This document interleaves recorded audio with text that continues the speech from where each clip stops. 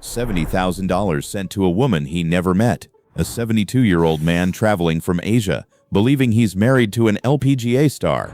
AI-generated videos calling fans by name, and scammers who vanish within hours, leaving no trace. Welcome back, golf fans. Today we're exposing the most mysterious scams in women's golf history. When that man showed up at my house, it was a very scary situation for me, and I have never had anything like that happen before. These aren't simple cons. These are organized crime operations, possibly linked to human trafficking, and they're happening right now to fans just like you. LPG has issued a warning that you want to pay attention to. Make sure you don't get scammed. We're talking about fans losing their life savings, players dealing with 20 fake accounts daily, and victims who refuse to believe they've been scammed even after the truth is revealed. I had even texted my parents during this interaction, telling them to send cops to my house right away. Before we dive into this terrifying investigation, smash that subscribe button because what you're about to see will make you check every message you've ever received. These scammers are sophisticated, they're ruthless, and they could be targeting you right now. You pushed me first, you got one back! You got one back! Let's expose the dark underworld of women's golf scams. Our story begins with a man in his 60s from Pennsylvania. We'll call him John because his real name was never released. For over a year, John believed he was in a relationship with LPGA star Rose Zang. They messaged daily, shared photos, made plans, and over that year, John sent Rose $70,000. $70,000. He believed they were building a life together, that she loved him, that everything was real. June 2024, the Mizuho Americas Open at Liberty National Golf Club in Jersey City. John drives 4 hours to meet her. He arrives at the tournament expecting a VIP package, a hotel room Rose supposedly booked, a romantic dinner. He approaches Rose Zang's team, and that's when his world shattered. Rose Zang's agent had to break the news. She had no idea who he was. She never messaged him, never took his money, never booked anything. John had been catfished for an entire year. But here's what makes this mysterious. How did the scammer keep it going for 12 months? How did they convince John to send $70,000? And where did that money go? Security experts say these scams often operate out of compounds in South Asia, possibly linked to organized crime and human trafficking networks. The money? Gone. Untraceable. The scammers? Disappeared. John lost everything. His savings, his dignity, his trust. And Rose Zang, she had to deal with a heartbroken man showing up at her tournament for a relationship that never existed. But John's story isn't unique. In fact, it's just the beginning.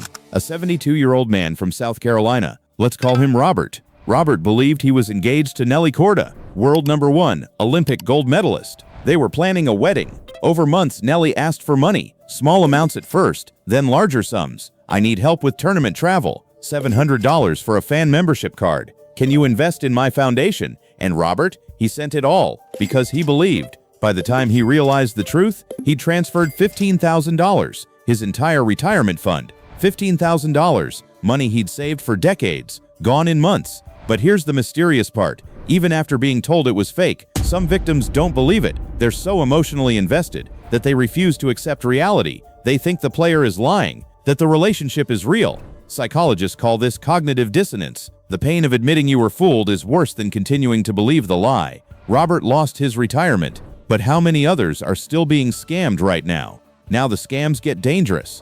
A man lost $50,000 to a fake account impersonating golf influencer Haley Ostrom. But he didn't just lose money, he showed up at her home. That's right, a victim traveled to Ostrom's actual house because the scammer told him to. Can you imagine?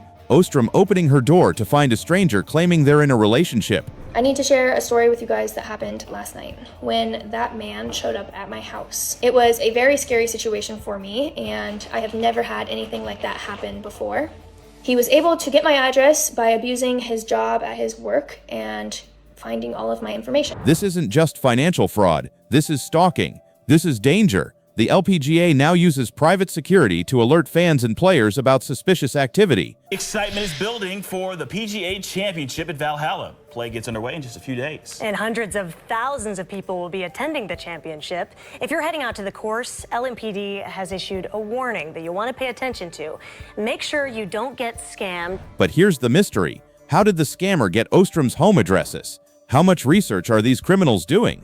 Another case? A man traveled from Asia to a U.S. tournament believing he was married to an LPGA player. Married. He crossed the Pacific Ocean for a relationship that existed only in text messages. Security experts say these scams are impossible to prosecute. Why? The scammers operate overseas. The FBI rarely intervenes unless financial loss crosses a high threshold. And by the time victims realize they've been scammed, the accounts are deleted, gone, no trace. It's like they never existed. But here's where it gets truly terrifying. The scammers are using artificial intelligence. I am a puppet for anyone who can afford me. I am your new best friend. I will sell you everything. The Athletic conducted an experiment. They created a fake fan account named Rodney Reclette, a 62-year-old fictional LPGA superfan. Within 20 minutes of following LPGA players, a fake Nelly Corda account messaged him. 20 minutes. The fake Corda moved the conversation to Telegram, then WhatsApp. Away from Instagram's detection, she offered VIP access, autographed gear, a special connection.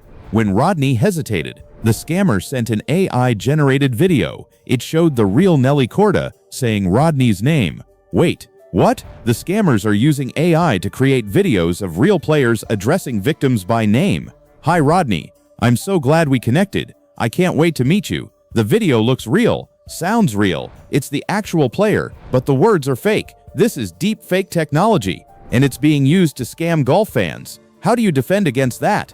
How do you tell what's real anymore? Nelly Corda herself said, "It's been taken out of my hands being able to communicate freely with fans because I don't really know their intentions." Nelly Corda deals with at least 20 fake accounts daily. 20. She reports them. Instagram removes them. And by the next day, 20 more appear. It's like fighting a hydra. Cut off one head, 2 more grow back. Charlie Hull issued warnings. There are so many fake accounts out there claiming to be me.